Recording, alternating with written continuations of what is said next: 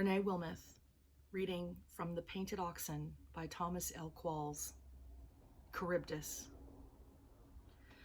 Everyone keeps saying you can get a good glass of wine in Pondicherry because it used to be a French colony. Wanting something besides chai and beer and to experience both the Arabian Sea and the Bay of Bengal, I decide to come here. I stay at the Aurobindo Ashram, not because I'm looking for spiritual guidance there, but because it is inexpensive and quiet.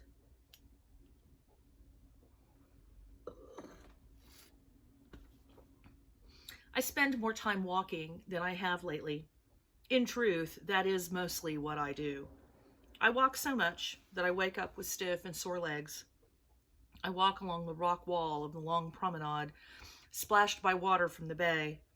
I walk along the rim of the city, and from cafe to cafe, I walk through all the different sectors of town, the French Quarter, the Muslim Quarter, the Hindu Quarter, and the Christian Quarter, and then back along the ocean front.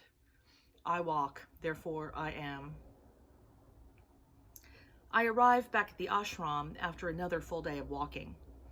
At some point in my wandering, I must have fallen into a trance-like state. When I left, the only thing in my pocket was my room key. Coming back at the end of the day, I reach into my pocket and discover that the key is sharing space with a number of other objects. In my fatigue, I can't quite make sense of this. Once inside, I slip off my shoes and empty the contents of my pocket onto the nightstand. Apparently, in my trance, I was collecting small treasures from around the city. The largest is a dark gray piece of clay with a faint streak of white showing on one side.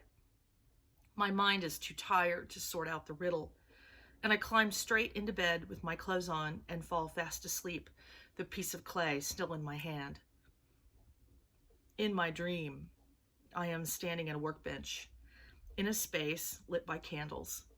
The workbench is cluttered with containers of liquids, stones, flints, and stacks of rough-edged paper smeared with ink and ash. My fingers are stained. There is a measuring device on the table I don't recognize. I cannot see what it is my hands are working with, only that occasionally there is a flash of white light, then a show of colors. When I awake, there is something egg-shaped, smooth and hard in my hand. I open up my fingers, and resting in my palm is a stone that is pitch black in color and has a white spot on one side. The stone has an alluring feel to it, almost as if it is vibrating, but on a frequency too high to measure. The spot gives the illusion of a miniature painting of gathering clouds or a cluster of 1 billion tiny stars shining out from the stone's dark night like it has its own Milky Way.